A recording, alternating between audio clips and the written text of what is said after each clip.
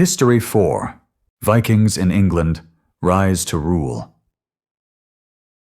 In the late 8th century, the restless world of Scandinavia began to look beyond its rocky shores.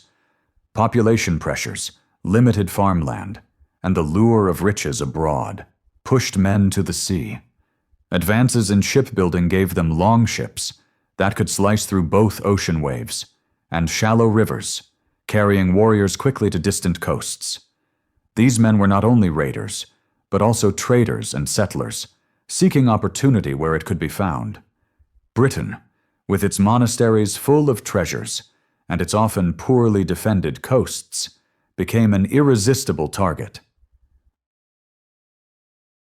The first recorded clash between these new seafaring strangers and the English took place in 789 on the coast of Dorset.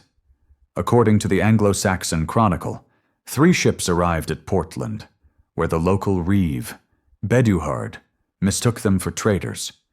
When he tried to escort them inland, he was cut down. Though small in scale, this moment was a warning that something larger was coming.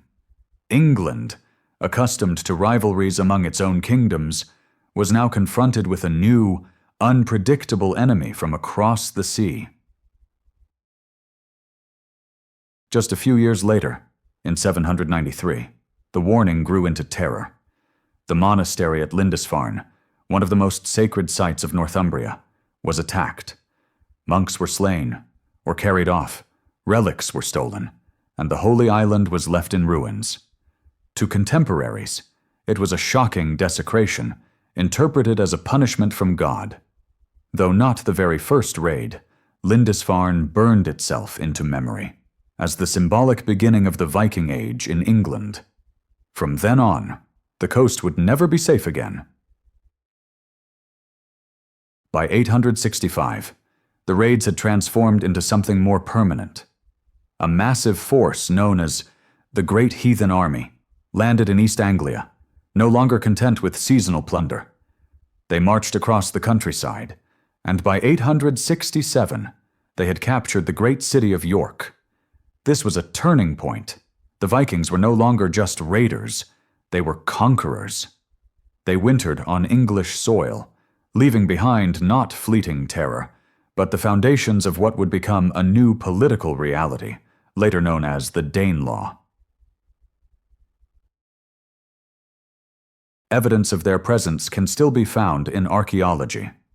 At Repton, in Mercia, excavations uncovered the remains of a great winter camp from 873 to 874. A mass grave held the bones of more than 260 people, alongside richly furnished Scandinavian burials. These finds reveal the scale and organization of the army, confirming the chronicle's accounts. The Vikings were not merely adventurers, they were disciplined forces, capable of reshaping entire regions, and England was becoming their battlefield, as well as their home. But England was not entirely helpless. In 878, King Alfred of Wessex met the Viking leader Guthrum at the Battle of Edington. Against the odds, Alfred won, and negotiations followed at Wedmore.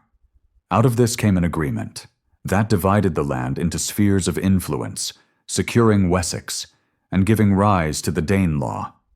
Alfred later fortified London in 886, turning it into a powerful stronghold and a base for pushing back against Viking power.